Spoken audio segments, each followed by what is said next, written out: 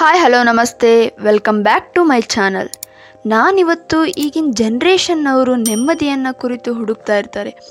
ನೆಮ್ಮದಿ ಎಲ್ಲಿ ಸಿಗುತ್ತಪ್ಪ, ಹಣದಿಂದ ಸಿಗುತ್ತೆ ಅಂತ ಪರದಾಡ್ತಾ ಇರ್ತಾರೆ. ಸೊ ಇದ್ರ ಸಲುವಾಗಿ ನಾನೊಂದು ಕಥೆಯನ್ನು ಹೇಳ್ತೀನಿ. ಹೀಗೆ ಒಂದೂರಲ್ಲಿ ಒಬ್ಬ ರೈತ ಇರ್ತಾನೆ. ಅವನ ಹೆಸರು ರಘು ಅಂತ. ಅವನು ದಿನಾನು ಬೆಳಿಗ್ಗೆ ಸಂಜೆಯ ತನಕ ತನ್ನ ಹೊಲದಲ್ಲಿ ದುಡಿಯುತ್ತಾ ಸಖಿ ಕುಟುಂಬವೊಂದನ್ನು ನಡೆಸ್ತಿರ್ತಾನೆ. ಹಣ ಸಂಪಾದನೆಗಿಂತ ಅವನಿಗೆ ನೆಮ್ಮದಿ, ಸಂತೋಷ ಮತ್ತು ತೃಪ್ತಿ ಮುಖ್ಯವಾಗಿರುತ್ತದೆ. ಒಮ್ಮೆ ಊರಿನ ಕೆಲವರು ಅವನ ಬಳಿ ಬಂದು ಹೇಳ್ತಾರೆ, ನೀನು ಹೀಗೆ ಶ್ರಮಪಟ್ಟು ದುಡಿಯುತ್ತಿರುವೆ, ನಿನ್ನ ಹೊಲದ ಬದಲು ಒಂದು ದೊಡ್ಡ ವ್ಯಾಪಾರ ಮಾಡು, ಹೆಚ್ಚು ಹಣ ಸಂಪಾದಿಸು ಎಂದು. ಆದರೆ ರಘು ಅವರ ಮಾತನ್ನೆಲ್ಲ ಕೇಳಿ ನಗ್ತಿರ್ತಾನೆ. ಅವರು ಪುನಃ ಹೇಳ್ತಾರೆ, ನೀನು ಹಣವನ್ನು ಹೆಚ್ಚು ಸಂಪಾದಿಸಿದರೆ ಭವಿಷ್ಯದಲ್ಲಿ ನೆಮ್ಮದಿಯಾಗಿ ಬದುಕಬಹುದು ಅಂತ.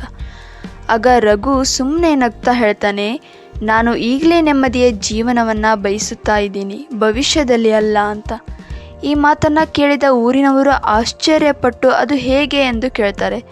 ಆಗ ರಘು ಉತ್ತರಿಸ್ತಾನೆ, ನಾನು ದಿನನಿತ್ಯ ಶ್ರಮಪಟ್ಟು ದುಡಿಯುತ್ತೇನೆ, ನನ್ನ ಕುಟುಂಬದೊಂದಿಗೆ ಸಮಯ ಕಳೆಯುತ್ತೇನೆ, ಉತ್ತಮ ಆಹಾರ ಸೇವಿಸುತ್ತೇನೆ, ಉತ್ತಮ ನಿದ್ದೆ ಮಾಡುತ್ತೇನೆ. ನನಗೆ ಹಣಕ್ಕಿಂತ ಈ ನೆಮ್ಮದಿಯ ಜೀವನವೇ ಮುಖ್ಯ. ನಾನು ಈ ಕ್ಷಣದಲ್ಲೇ ಸಂತೋಷ ಮತ್ತು ಶಾಂತಿ ಪಡೆಯುತ್ತಿದ್ದೇನೆ ಅಂತ ಹೇಳ್ತಾನೆ. ಈ ಮಾತನ್ನು ಕೇಳಿದಂಥ ಊರಿನ ಜನರು ತಾವು ದಿನವಿಡೀ ದುಡ್ಡಿಗಾಗಿ ಓಡುತ್ತಿರುವುದು, ಆದರೆ ನಿಜವಾದ ನೆಮ್ಮದಿಯನ್ನು ಮರೆತಿರುವುದನ್ನು ಅರ್ಥ ಮಾಡಿಕೊಳ್ತಾರೆ.